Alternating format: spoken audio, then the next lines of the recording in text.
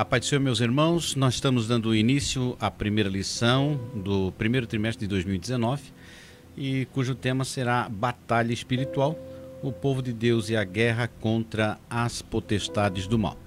E a lição de hoje nós temos o tema Batalha Espiritual.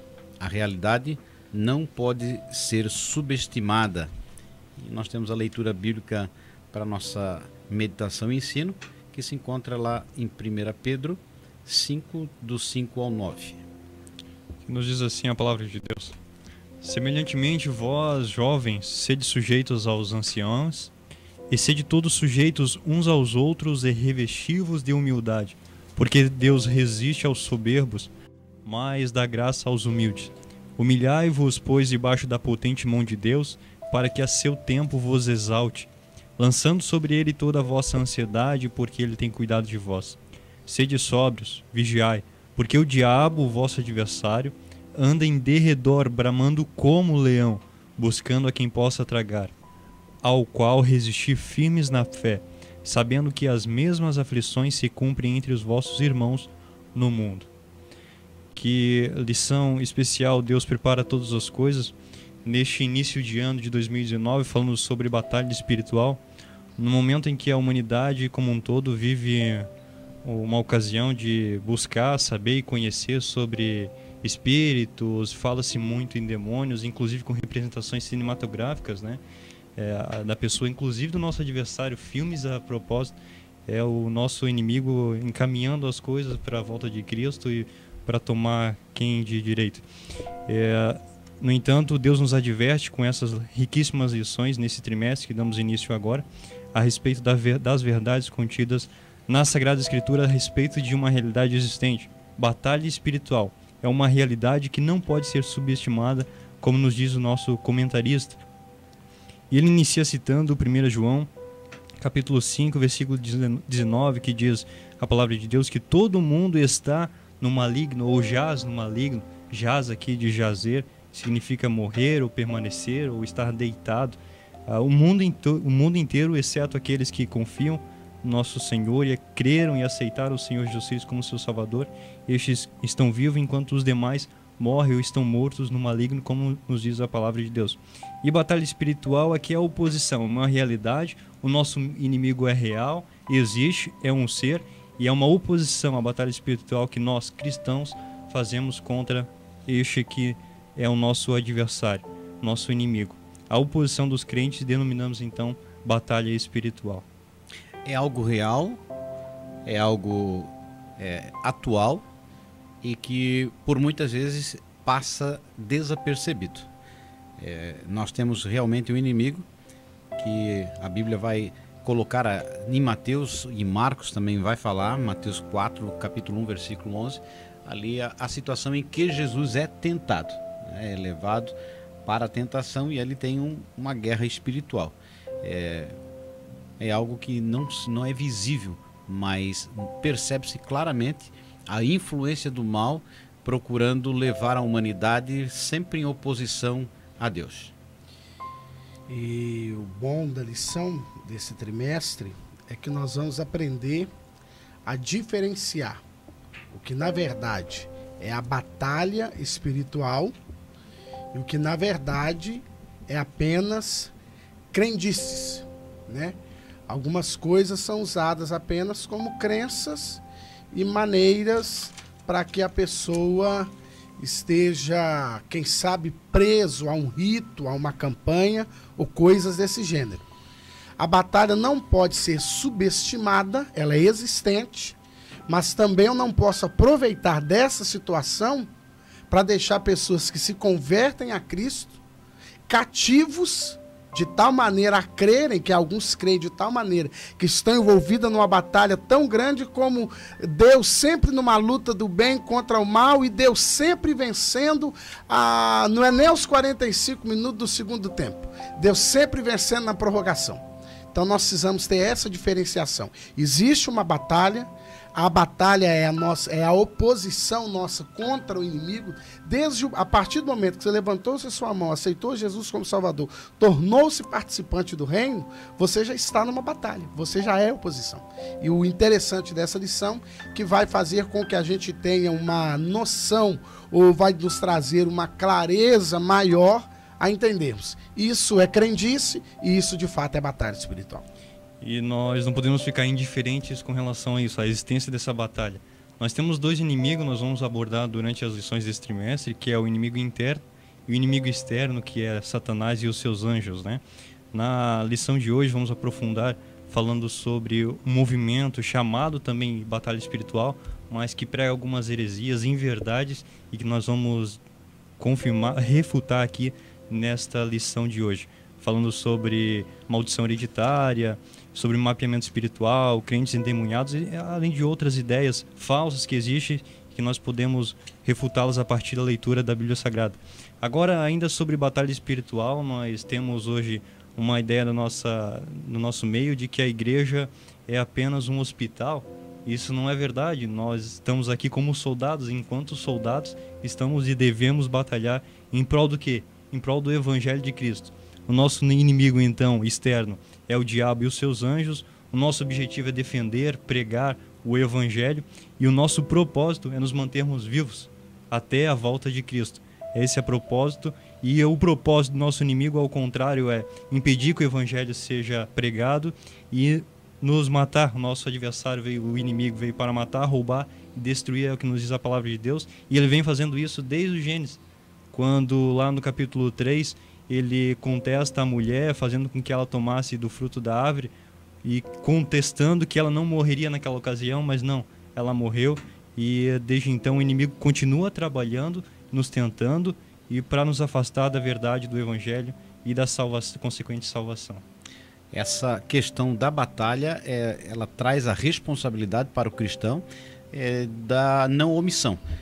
Ele não entra, como disse, num hospital para ser tratado. Ele já é transformado em uma nova criatura, passa a ter a mente de Cristo, e o corpo dele passa a ser o templo, né, a morada do Espírito Santo, que o orienta para que ele possa seguir o verdadeiro caminho. E a base para a sua vida verdadeira é o caminho, que não é um caminho literalmente para caminhar, mas é a palavra, o verbo que se torna carne. E aí ele traz a orientação de onde seguir e para onde se desviar. Então é uma oposição. Nós devemos então nessa batalha estarmos sempre revestidos e procurando sempre saber que nós não estamos num campo paradisíaco, num lugar tranquilo. Nós estamos sempre vigilantes, porque o adversário ele ruge ao nosso derredor para tentar justamente nos derrubar. Mas já foi ganha a batalha, porque Cristo venceu na cruz do Calvário. No entanto, Jesus mesmo vai afirmar sobre essa batalha, quando ele vai dizer em João capítulo 10, o versículo 10, que o diabo veio para matar, roubar e destruir. Mas eu vim para que tenham vida e a tenham abundância. Então, quem vai ser roubado, ele vai lutar para não ser roubado.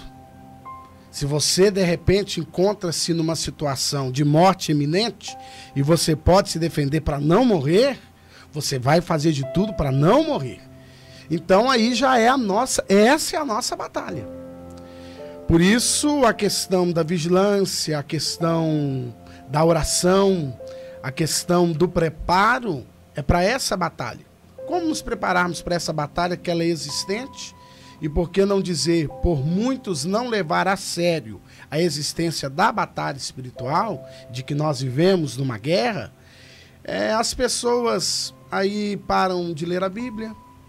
Hoje é levado muito em questão o jejum, como eu vou jejuar para que Deus me dê um carro, eu vou jejuar para que Deus me dê uma casa, eu vou jejuar para que Deus abençoe, que a porta se abre, sendo que uma das armas principais na minha batalha espiritual seria o jejum. Porque o jejum e a oração vai me fortalecer para que eu possa me defender e sobressair nessa batalha. Aí, como o foco foi desviado do jejum, por exemplo, Foi desviado o foco? Você jejua e isso acontece. Não. Nós jejuamos, nós buscamos para que a gente esteja preparado, pronto, para nos defendermos. É claro que a vitória, a batalha em si, ela já foi ganha por Cristo na cruz do Calvário. Mas nós, quanto a nós soldados, a batalha ela é diária. E essa batalha diária, Jesus um dia chegou a, não vou dizer um problema, os discípulos tiveram um problema. Um pai chegou e reclamou, olha, nós trouxemos aqui... E os discípulos não puderam resolver esse problema. O menino continua endemoniado, o menino continua com problema. Então Jesus depois vai orientar os discípulos. Ali Jesus já começa ensinando, uma batalha, olha, essa caça de demônio aí, não é só você chegar e expulsar, não. Essa aí é diferente. Essa aí você, é com jejum, com oração que você vence. Amém. E nós trouxemos isso, a palavra vigilância, no último trimestre, né? Quantas vezes, lá registrado em Mateus, capítulo 25, 24 e 25, quantas parábolas Jesus nos exortando a vigiar. E novamente agora o comentarista nos traz outra referência bíblica lá em 1 Pedro, que foi nossa leitura bíblica em classe, né? Nos diz a palavra de Deus, sede sóbrio, vigiai, porque o diabo, vosso adversário, anda em derredor, bramando como um leão, buscando a quem possa tragar. Ele está dizendo que ele é real, ele existe, e está pronto a lhe derrubar, a lhe tragar, a lhe engolir. É uma das outras traduções desse versículo bíblico. E é importante isso, a vigilância, a sobriedade, porque é uma vida consciente. E é o papel do inimigo, é fazer com que você perca o foco, em que você esteja sempre desatento, desapercebido, para que o tempo passe e você não chegue no objetivo que Deus tem, que é o desenvolvimento da nossa fé. É o avanço da nossa jornada ao encontro do objetivo, que é ganhar alma para Cristo. Quer dizer, o papel do soldado é batalhar, é lutar. Não é ficar descansando ou se preparando. Ele já vai para a batalha preparado. E nós temos aí, coloca aqui, sede sóbrio, vigilante, porque o diabo, o vosso adversário. Quer dizer, o diabo em si, ele não tem autoridade e não tem poder sobre a vida daquele que foi lavado e remido pelo sangue de Jesus. Tanto é que o diabo, na realidade, não é nem nome próprio, né? É colocado o diabo como acusador ou o caluniador. Satanás é como aquele que se opõe ou resiste. Então, adversário também é no mesmo papel. Então, o diabo, na realidade, não é nem nome próprio. Então, a questão nossa é estarmos com Cristo, porque com Cristo a batalha é ganha. Então, a realidade da batalha espiritual existe. Jesus deu prova disso enfrentando o próprio inimigo real lá no deserto. Nós temos aí o próprio Paulo, quando foi ali, enfrentou a moça que dizia, né, servo do Deus Altíssimo. Pedro também enfrentou o Simão, aquele que era o adivinhador. Então são situações que nós vimos na Bíblia que realmente a batalha existe. Então, os três tópicos, o conceito da batalha espiritual é o que? O conflito entre o inimigo tentando nos derrubar e não chegarmos ao objetivo. Existe porque nós constantemente percebemos na sociedade aí as mortes, separações, guerras e tudo de mal que acontece devido à influência do próprio inimigo. Então nós devemos estar vigiando. São situações, a batalha espiritual são situações que para nós cristãos, nós observados, vamos perceber o quê? Situações desnecessárias que nos envolvemos, por falta da vigilância, situações que o nosso adversário ele prepara com o intuito, além de impedir a minha caminhada, mas ele começa com intuitos pequenos, né? É um culto que eu perco hoje, é um dia a menos que eu leio a palavra, de repente um compromisso que eu tenho com a minha congregação e eu não cumpro. São situações que ele vai proporcionando e ali ele começa a ir ganhando em algumas situações a batalha por eu não estar percebido. Por isso é muito importante eu entender, e a Bíblia, quando o apóstolo Pedro vai falar para a gente estar sóbrio, aquele que está sóbrio é uma das coisas da sobriedade, é alguém que é inteligente, é alguém que é sagaz, é alguém que está vendo lá na frente. Não, isso aqui não é algo muito normal, isso aqui não é comum. Há uma ação aqui, há uma ação. E nessa ação é que eu entendo que há uma interferência maligna ali, e daí por diante eu sei que eu estou envolvido numa batalha, minha vigilância, minha percepção. É claro que eu não posso dizer que tudo é o inimigo. Eu não posso também fazer as coisas de maneira que ele seja glorificado em tudo que acontece. Mas eu também não posso agir de maneira cética que as coisas são normais. Há situações que ele intervém, que ele propicia para eu cair, para eu pecar, para eu não conseguir chegar adiante. Então nós estamos envolvidos nessa batalha, mas sempre na certeza de que o Senhor está conosco, e por isso a Bíblia vai nos orientar a estarmos o quê? Revestidos, preparados, calçados, capacete, espada, fé e daí por diante. É um inimigo cooperando com o outro, nosso inimigo o inimigo externo cooperando com o inimigo externo para que nós venhamos a pecar. Jesus, a palavra de Deus nos ensina a não temer o nosso adversário, nós devemos temer a Deus, mas resistir ao diabo, nosso adversário. E para quem ainda tem dúvidas se existe ou não batalha espiritual, Pedro vai falar que essas aflições acontecem entre todos os irmãos do mundo, e Jesus Cristo, é bom lembrar, ciente, que na sua tentação, logo que foi batizado, os 40 dias que ele passou no deserto, ele foi tentado todos os dias. A tentação aconteceu todos os dias. Aí nós temos a lembrança das três principais ou as 3 últimas tentações, quando o diabo então se afasta por um tempo de Jesus, mas durante os 40 dias que ele permaneceu no deserto, ele foi tentado. Todo aquele tempo, então, a batalha espiritual existe, é certo, e nós vamos combater através da palavra de Deus na leitura desse trimestre.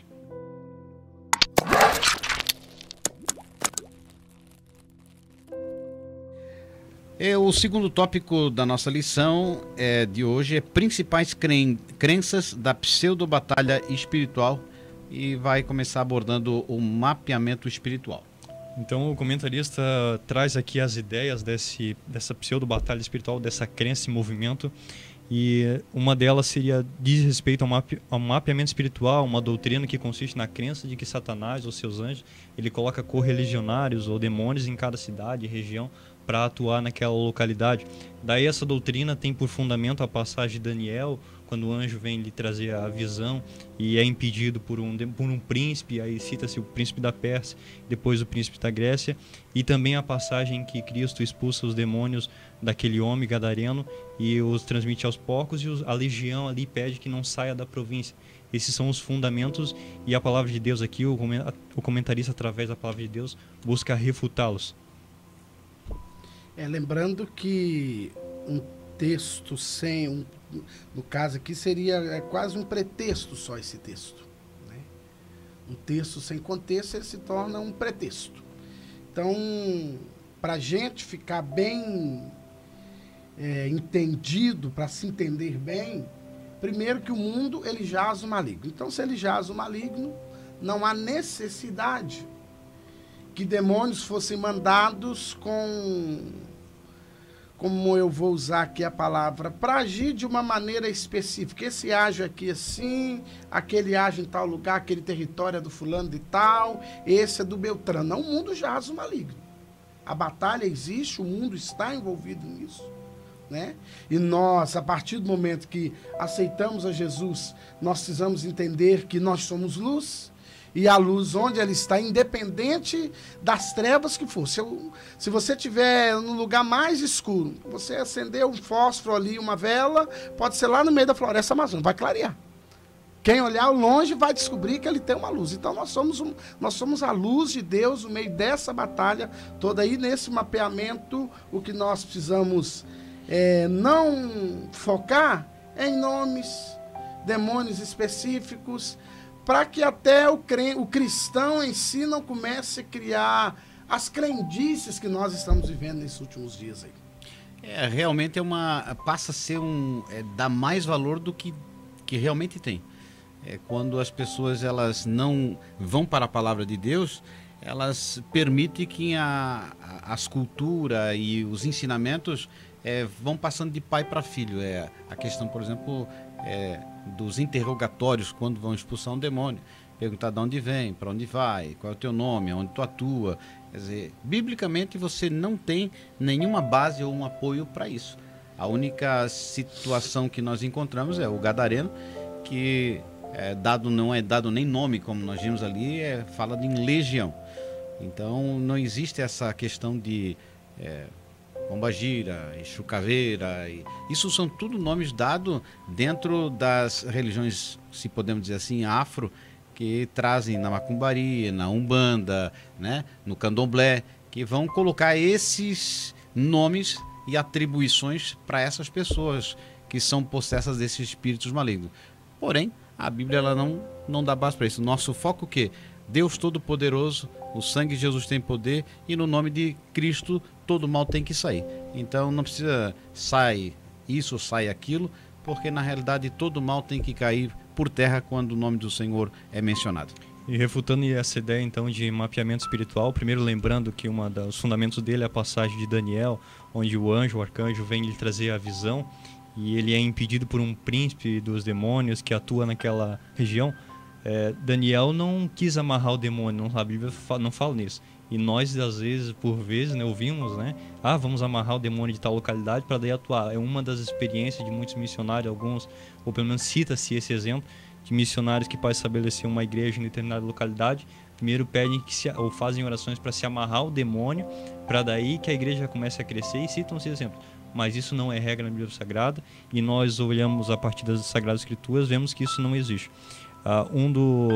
Uma das explicações, outra explicação também, é que demônios atuam sobre pessoas e não localidades. E a passagem bíblica que diz isso está em Mateus capítulo 12, versículo 43 e 45, que diz assim: E quando o espírito imundo tem saído do homem, anda por lugares áridos, buscando repouso e não o encontra. Então diz: Voltarei para minha casa, de onde saí, voltando, acha desocupada, varrida e adornada. Então vai e leva consigo outros 7 espíritos piores do que ele, e entrando, habitam ali. Ali aonde? No homem e na mulher que se deixa assim situar.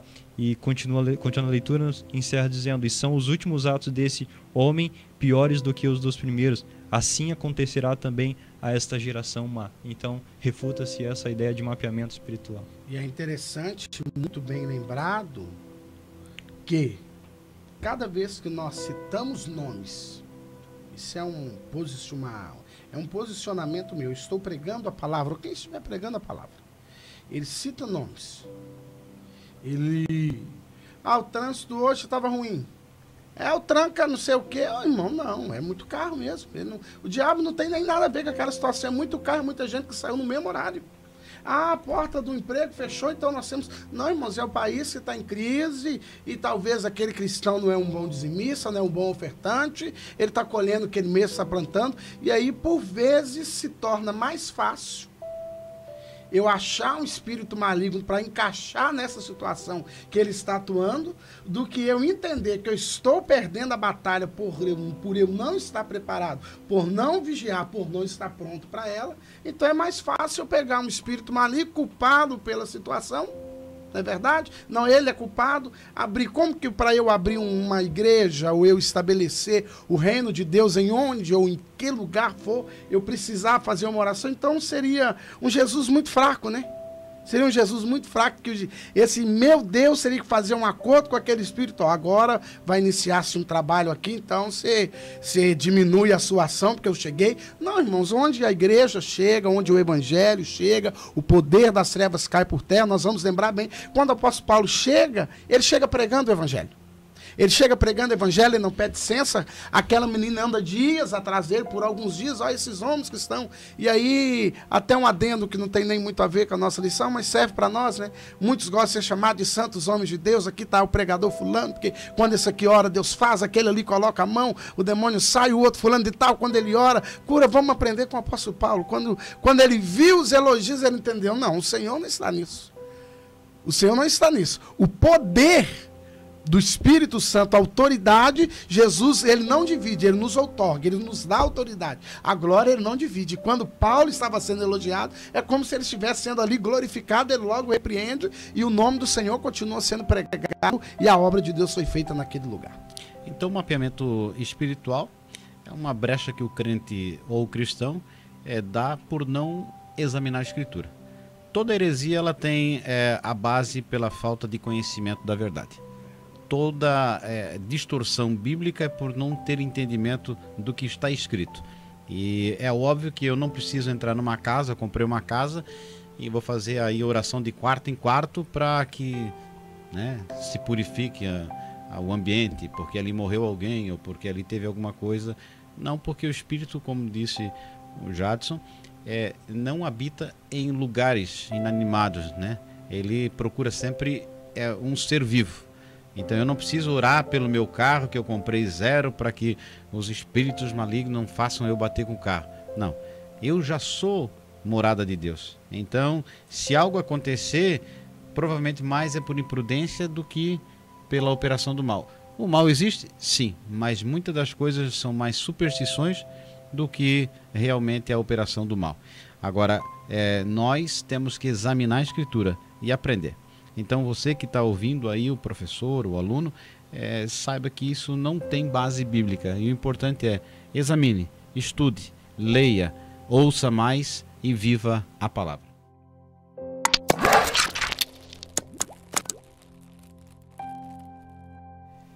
Então nós estamos aí no segundo tópico, principais crenças da pseudo-batalha espiritual, e já estamos também abordando o terceiro ponto, que é a refutação pela palavra de Deus. Então você que está nos ouvindo, nós estamos fazendo o segundo tópico e o terceiro tópico já concomitantemente.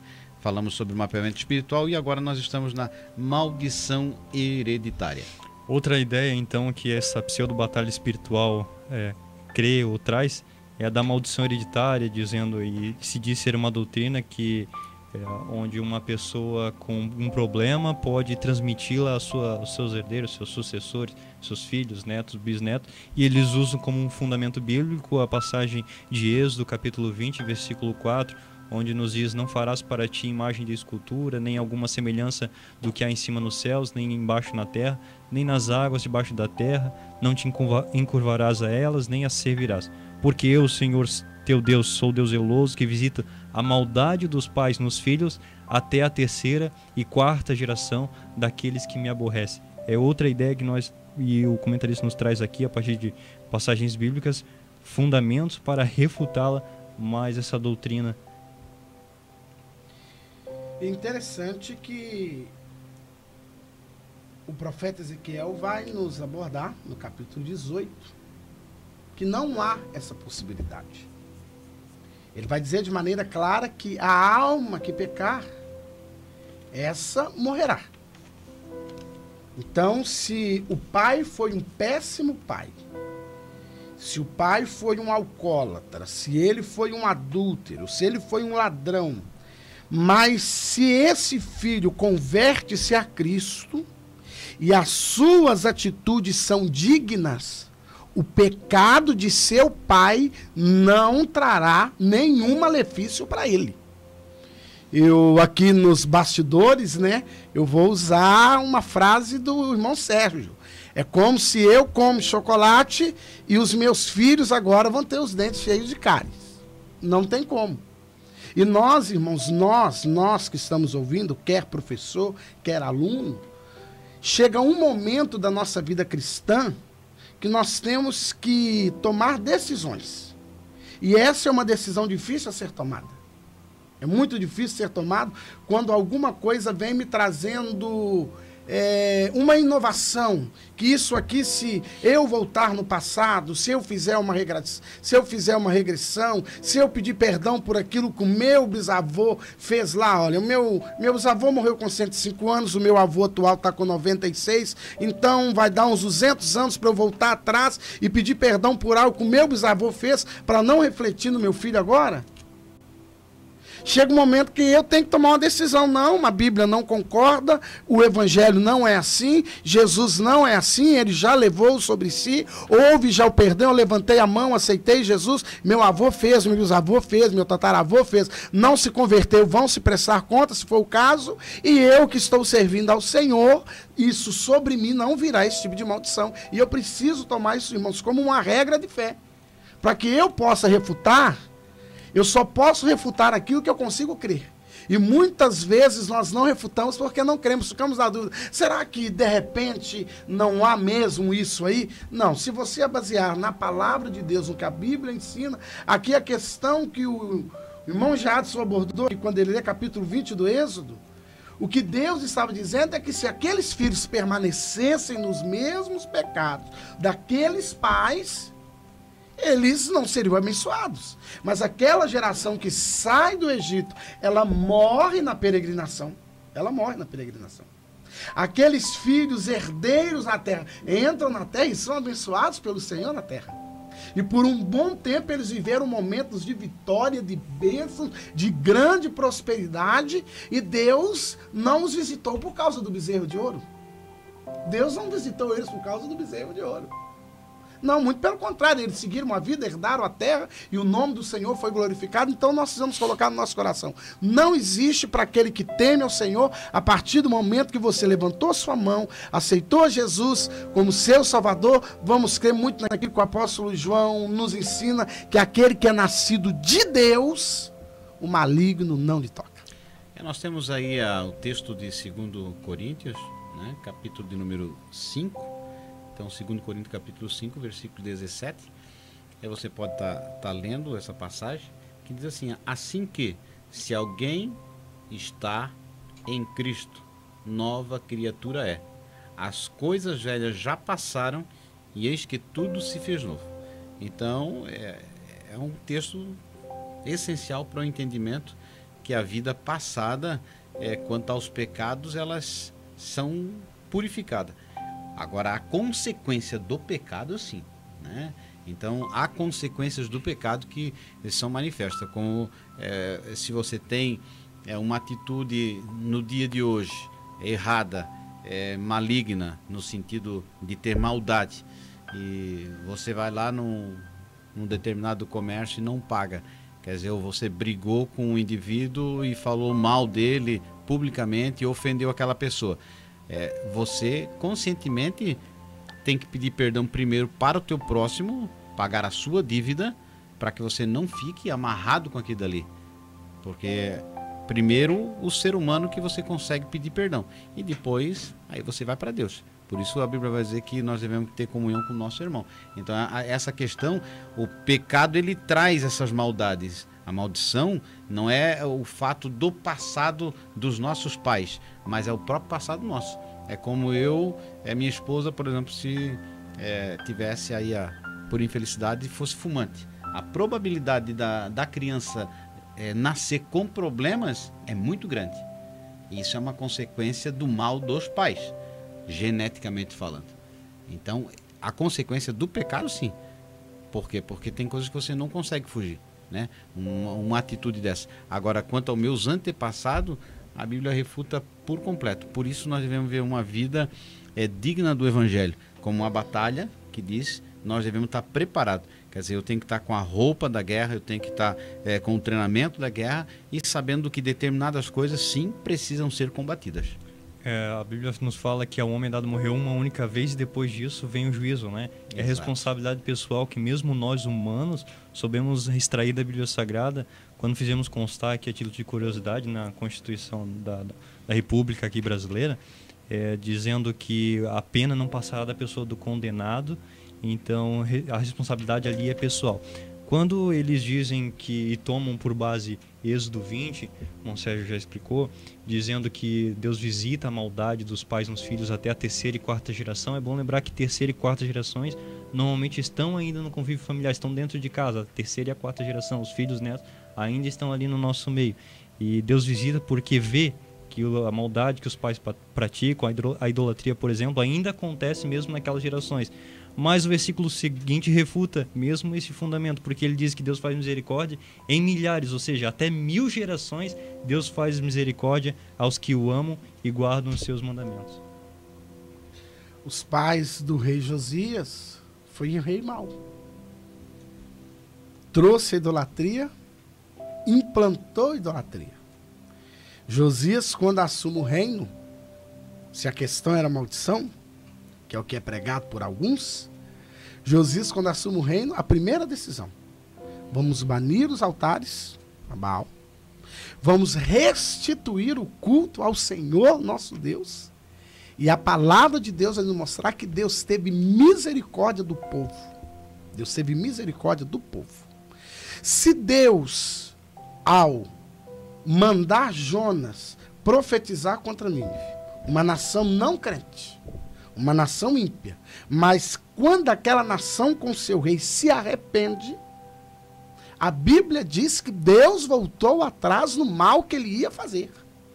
Deus voltou atrás no mal que ele ia fazer. Pautado na questão da maldição, Deus não voltaria atrás. Mesmo que eles tivessem pedido perdão, vestido de cinza, jejuado como jejuaram, não, Deus não volta atrás, porque já vem de pai para filho e vamos dizer no linguajar meio nosso aqui, eu já estou aqui, ó, já estou por aqui com essa nação, vou aproveitar e mato todo mundo e resolvo o problema. Não, quando eles se convertem a Deus, quando eles se arrependem, quando eles jejuam, quando eles oram, quando eles creem na palavra que Deus envia Jonas para levar, a Bíblia diz que Deus aplacou, não destruiu a cidade e o nome do Senhor ali também foi glorificado. Por isso, meu irmão, nós temos essa palavra chamada conversão, que é a mudança em sentido oposto. Quer dizer, o avisado provérbio diz que vê o mal e se esconde. O tolo passa e sofre a pena. Há um ditado secular que vai dizer que aquele que não aprende com a história está fadado a repeti-la. Então, se eu vejo na minha família determinadas situações que levaram à destruição, a separações, a problemas, eu, como uma pessoa sábia e que tem uma palavra como uma orientação para a minha vida, eu tenho que observar e mudar de caminho. A grande dificuldade nossa é não observarmos o que ocorre ao nosso lado. E às vezes até o principal, não darmos ouvido à palavra de Deus, que nos aconselha sempre. São ministros, são pessoas, são amigos que muitas vezes nos apontam. Olha, se tu continuar por esse caminho, vai fazer igual o teu pai fez. Quer dizer, se tu continuar assim, o teu fim já está selado. Mas nós podemos mudar. Essa é a bênção de Deus, né, que nos amou e diz que ainda estando nós nos nossos pecados, nas nossas maldades, nos visitou e nos deu uma rica oportunidade de podermos termos uma nova vida. Então, se você tem algum problema na sua família lá do passado, né? Problemas de alcoolismo, problema de separações, problema de suicídio, não creia que isso é um espírito familiar, que isso permanece na tua casa. Não, isso já foi rompido na cruz do Calvário, abriu-se o véu e Deus te deu a oportunidade de viver uma nova vida. O que você deve fazer é se fortalecer no Senhor e assim você vencerá todo o mal.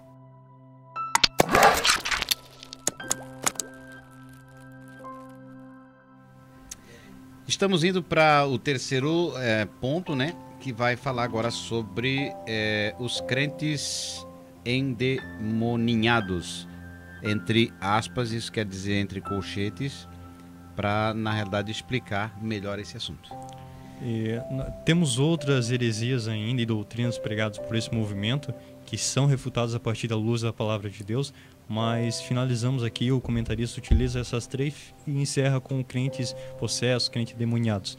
E citam esses supostos doutrinadores, essa pseudo-doutrina de batalha espiritual, o exemplo de Saul, Judas Iscariotes, Ananias e Safira, para dizer que crentes podem ser possessos. Mas ao contrário, à luz da palavra de Deus, nós vemos que não, isso não existe, conforme nos diz as Sagradas Escrituras. E é interessante porque o crente, ele pode passar por um momento,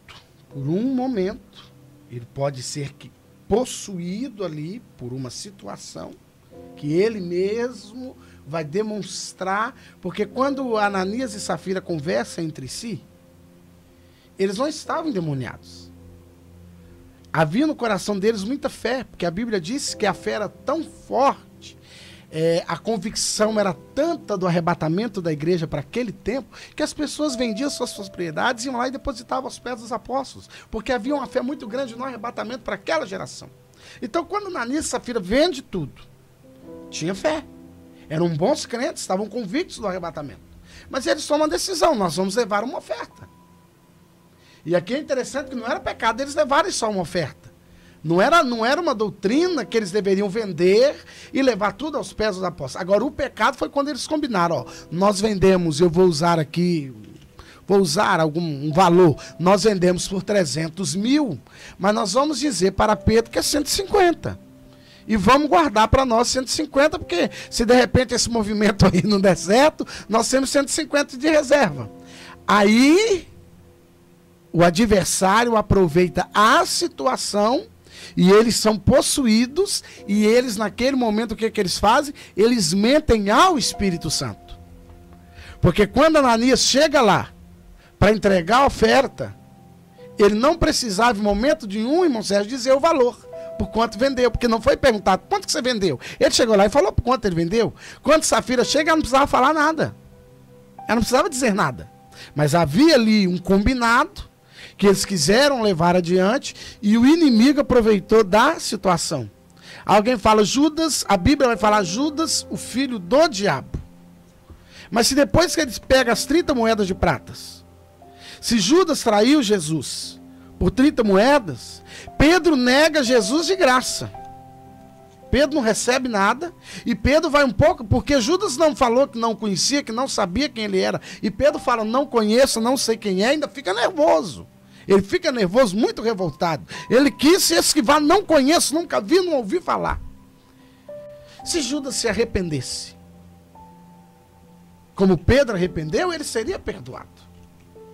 O diabo aproveitou o quê? Uma situação que a Bíblia vai dizer que quando aquela mulher vai aos pés de Jesus, ungir os pés de Jesus, e ali derrama o perfume, ele fala, Senhor, seria melhor.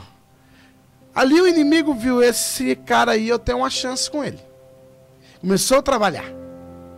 Seria melhor que nós vendêssemos dessa pobre. Uma outra situação, a Bíblia vai falar que ele, naquele mesmo texto, a Bíblia vai falar que ele preocupou muito, porque o que ele fazia? Ele metia a mão na bolsa. Lá ele já tirava alguma coisa. Então não é que ele estava endemoniado em si. A situação foi criando até que culminou na traição e culminou-se no suicídio. Então nós temos que diferenciar que o crente, infelizmente, se não houver da parte do cristão vigilância, o nosso adversário vai aproveitar a brecha, vai entrar e eu vou ser possuído. Aí, de repente, o inimigo está só me observando. E ele vê sempre os meus olhares. Eu não posso passar com o meu carro por uma mulher bonita. Eu, de repente, viro o pescoço quase que bato o carro, quase atropelo alguém.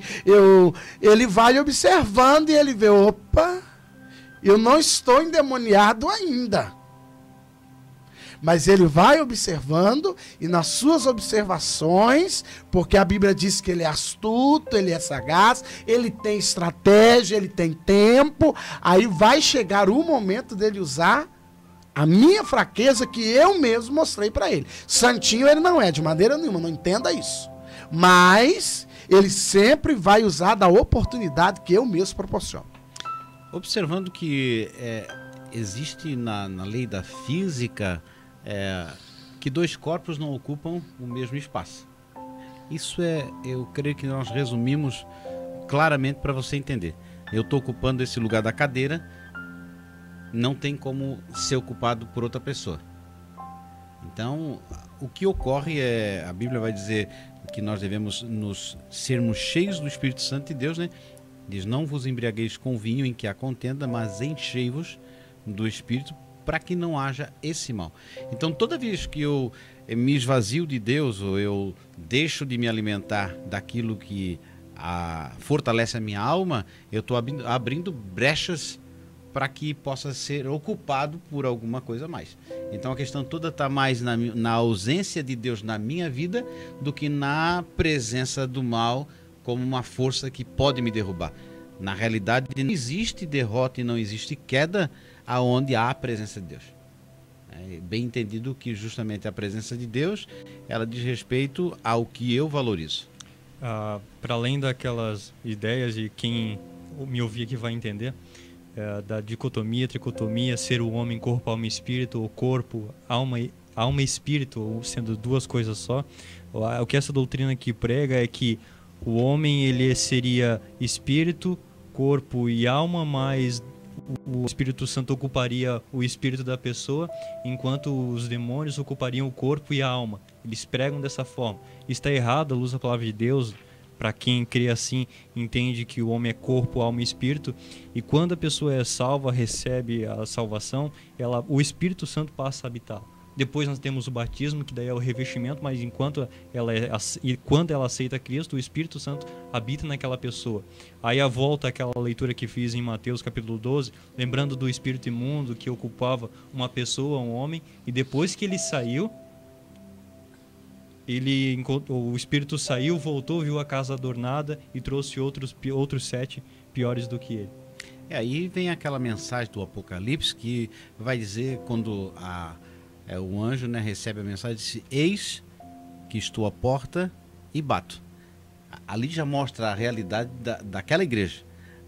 Não é uma mensagem evangelística para abrir o coração e Jesus entrar. Não, na realidade Jesus já tinha sido expulso daquela casa.